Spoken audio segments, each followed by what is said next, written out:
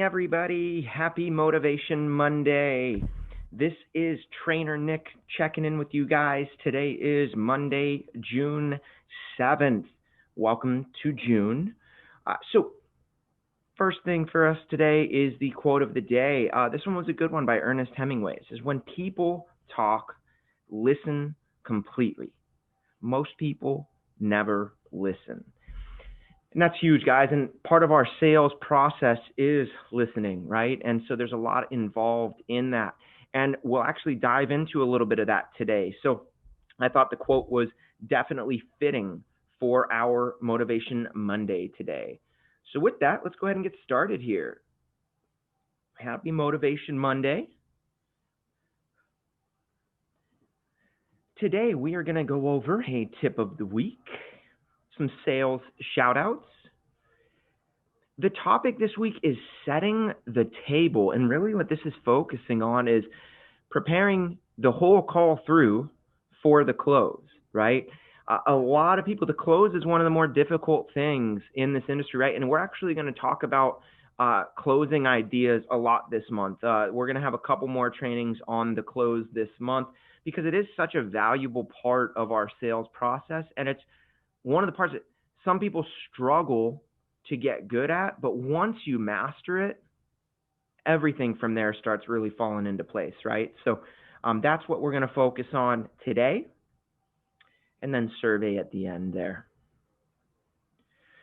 Okay, so the first tip of the week, or the only tip of this week, first we're going to do the tip of the week. AHCP, right? So for those of you guys interested in Medicare, for those of you that sell Medicare, you probably already know this, but for those of you interested in Medicare, maybe trying to get started in that this year, AHCP, the test, it rolls out on June 21st, so just in a couple weeks here. The month of July, the training team here for Motivation Monday, we have our Medicare specialists coming in to do Medicare geared trainings in the month of July. So look out for those.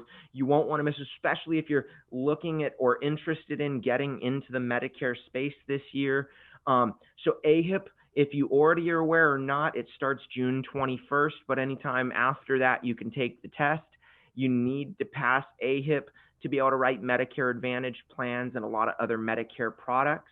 And then again, we will be gearing trainings that way in the month of July to really dive into that. So we want to make sure we talk on that for you. All right, so our sales leaders for last week, the week of May 31st. So for a lot of the products and companies, the carriers stay the same, but there was one that I'm loving seeing back in here. So short-term was National General, but limited med, we have NGL Prime Care back, and it is back on the leaderboard as our top spot. I mean, I love this product. When I first learned about it, probably a year ago, I was like, man, this is an amazing, amazing product in our market space. Well, it's back, and clearly you guys are aware that it's back because the sales numbers are reflecting that. If you aren't familiar with NGL Prime Care, check it out. It is a really, really strong limited medical plan.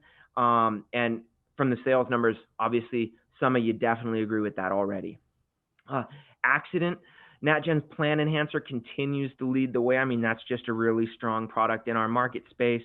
Critical illness, again, NatGen. And then it looks like dental, we're going with Golden Rule.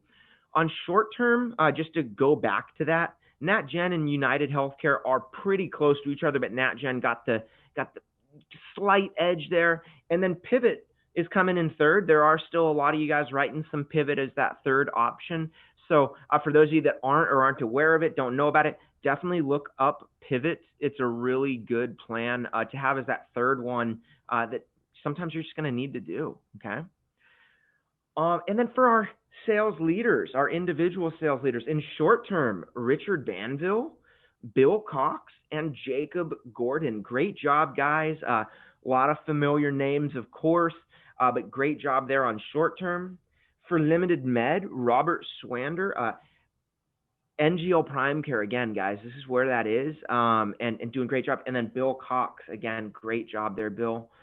And then accident plans. Cody Randazzo leads the way again, and Richard Banville, obviously pairing those short terms and accidents. So great job there, guys. Kudos to our sales leaders last week. Love it. All right, so that being said, let's kind of jump right in here, right? So we're going to talk about setting the table, right? This is such an important aspect to closing a sale. And there's so many little facets of this. So we're going to dive right in to setting the table here. The first thing on setting the table, guys, you really have to lay the foundation, okay? Now, setting the table, a lot of people don't realize this. And the faster you learn this, the better it's going to be. It starts at the very beginning of your call, okay? Setting the table for the close isn't something you do midway through the call or right before you're going to try to jump into the close, right? It's something you do right from the get-go. So if you're going to do it right from the get-go, step one is have a planned course of action. Hello, right? You guys need to know what you're trying to accomplish. What are your goals? What are you trying to get done on that phone call? Have a set course of action. This part is really important, and not enough people do this. At the very beginning of the call, explain the expectations for the call to the prospect, okay? Let them know how this call is going to work. You know, hey, Bob, so I'm an insurance agent. I can shop most every carrier in the industry. What we're going to do on this phone call is we're going to go ahead and try to see how you use health insurance, how your family uses health insurance, and then what you have or haven't liked about the policies that you've possibly had before. And then I'm going to take that information, Bob, and I'm going to go shop all of my carriers and try to put the best plan together for you and your family's situation. Okay, how does that sound? And then as you do that, you're setting the table so that they know, as you're diving into asking some of these questions, why you're doing this, right? And so that's what I'm talking about when setting the table starts at the beginning. Explain what you're trying to accomplish on this phone call so that the customer knows fully what to expect. You can even tell them stuff like, hey, this is generally about a 5 to 10 minute phone call. It's just to get to know each other. I need to know how you're going to use this, right? Set that expectation so the customer knows what to expect and what they're diving into, okay? This one's super important, guys. Nobody likes their time being wasted, right? I mean, all of us have gotten calls from telemarketers, things like that. I actually heard a really good thing from an agent in the industry before. She said she never asks when the phone call is like, hey, this is Jesse with, or this is Nick with so-and-so insurance. How are you? They never ask that because, right, that's like, nobody wants to answer that on a sales call, on a telemarket call. So don't just skip right past that. Show an appreciation for their time. And so let them know, hey, all I need is a few minutes, but I do need to get to know you here. You got about 5 to 10 minutes so that we can really find out how you're going to use this stuff so we can put the best plan here for you, okay? Next thing up, and there's a lot of ways to do this, right? But to set the table, to make the close easier for you, you really have to build trust and rapport, right? If they don't trust you, if you haven't built trust in that 5 to 10 minutes, if they don't want to talk to you, if they're not, if you're laboring through that phone call, the odds of you closing them significantly drop, right? So how can we do some of that? First thing is focusing on them. Show a legit interest in the client, right? When they answer questions, throw in some adjectives with it, right? Literally show like you care, whether you do or not. I got 3 kids and one in place. I go, oh my God, that's so cool. How long have they been playing for, right? Get them talking more. Ask those uncovering questions that are going to make them dive a little bit deeper and give you more information. It might not be the question that you exactly need for an answer, but I promise you when the person starts opening up about their family, 1, it's building trust and rapport in you because you're letting them talk, but 2, they're probably going to give you some extra stuff to go on, okay? This one's huge. Collaborate with your client, okay?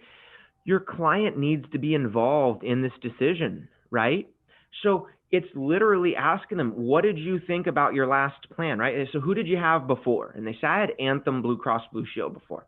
Okay, I love Anthem. Anthem's a great plan out there. What did you think about them? And then they're going to tell you some stuff, right? But it's collaborating with them. It's so how do you use your health insurance? Or in your mind, what does the perfect health insurance plan look like? What does your deductible look like? What does your price point look like? Like, it's collaborating with them. If you could wave a magic wand and put any dollar amount in front of your plan, what does that dollar amount show, right? Bring your client into this decision. You're not forcing them to buy something. You're partnering with them in that decision, okay? And this one's huge, and not enough people do this or know this. Don't be confrontational. You never, on a sales call, when you're trying to build rapport, you never disagree with something they said. Guys, if my client tells me that the sky is purple, I'm going to say, oh my God, that's so cool. Absolutely, the sky is purple. And I'm going to move forward, right? Whatever the client is telling you, as wrong as it is, as much as you know, oh, that's fantastic. I also think that. Now, what we're going to do is never disagree. Never, ever, ever disagree, because you don't want to be confrontational. You're going to lose trust in that situation. Find a way to agree and then move on to something else, right? Move on, but never disagree with your clients. It's not worth the battle, and you're just going to lose trust. Okay, that's so key, guys, so key. If you learn nothing, do that. The next part here, guys, when your clients are telling you stories, as you're diving in with them, as you're getting to know them, we really need to address the objections that they're throwing at us, okay? So the first thing is, in addressing the objections, you as an agent have to understand your hurdles, okay? Because all of us experience different hurdles in this thing, right? One of my hurdles is not my enthusiasm and my tone on the phone, right? I have amazing inflection, great enthusiasm. It's just something I do really well. That's not a hurdle I have. Some people, that's a hurdle that they have, right? They have a hard time bringing out energy and that excitement. So how do you overcome that hurdle, right? You have to know this stuff. So some people, if your hurdle is every time you get to the application part, your customer's like, wait, I'm not ready to make this decision, okay? You have to know where the issues are in your own business and in your own process, right? It's different for everyone. A lot of us do have similar ones, but you have to know where your hurdles are, or you're never going to be able to address them. And if you understand where your hurdles are, there are tricks to attacking them earlier in the phone call, right?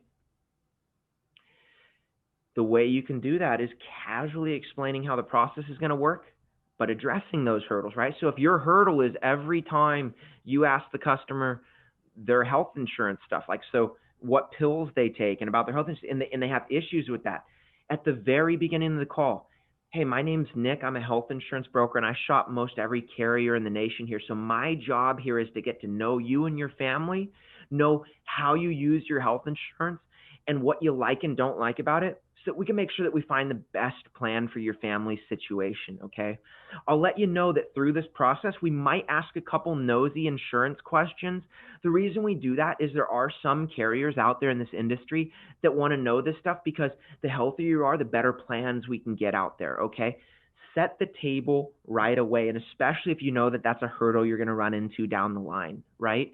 There are ways to bring this stuff up in the beginning casually. That's just part of conversation, right? And then don't get hung up on anything, guys. Always stay moving forward in the process, right? This is a really good trick on assuming the close, okay? When you're gonna assume the close, there was a really good line I heard somebody say once when I was in an office, and when they've put the plan in front of the customer says they like the plan, it looks good. And now this is where a lot of people struggle, right? And then how do you move to the application? They literally just started the application. They said, okay, so on your insurance card, do you want your middle name or middle initial to show? It's a question, and they're going right into the application with the customer, right?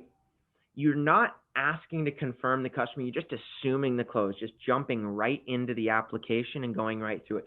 Force the customer to stop you. Other than that, you're going to keep moving forward in the process, right? All right, guys, so we have some final thoughts here, okay, on setting the table. First thing is practice makes perfect, right? It took me a long time to get my flow down, right? I had to be doing this. It probably takes upwards of about 10 times of saying somewhere between 5 and 10, right? For it to become natural to you, for this to sound normal. So if anything on this call that you heard or that you're learning is fresh and is new to you, you got to practice this and allow yourself to fail, right? Allow yourself to screw up sometimes. That's natural. That's normal in this industry, okay? So practice. Don't be afraid when you fail. Just laugh at yourself, move on. But you have to try these things. You have to try these little tips and tricks you're hearing. And yeah, the first couple times, it might be very unnatural and it might hit wrong. It might not work. But I promise you, the more you're doing it, the easier it's going to become and the more natural it's going to become. This is just to circle back. We talked about this already, but you have to understand your process. You have to know how it's going to work. And then in understanding your process, the easier and quicker you can explain how that is and set the table for your client ahead of time, the easier that close is going to be. The less hurdles you're going to have to overcome during that sales process, right? And then what we just talked about on that last slide, assuming the close, right? Not enough people do this. There are so many great tricks out there to assume the close, but I'll tell you the biggest thing in assuming the close is stop asking them. So do you want to go ahead with this? Guys, just start moving forward in the process. Let the customer tell you no. And again, this is something that takes practice, right? For some of you, it might not be natural. It might feel a little weird, but you have to assume the close and it'll become more and more natural for you guys, okay? Well, guys, that's our Motivation Monday. Again, this is Trainer Nick. If you have any questions, comments, concerns, just email training@ahcpsales.com. You can call agency services at 877-228-8773. Other than that, guys, this is Trainer Nick checking out. Have a wonderful week. Have a great June, and we'll see you guys next Monday.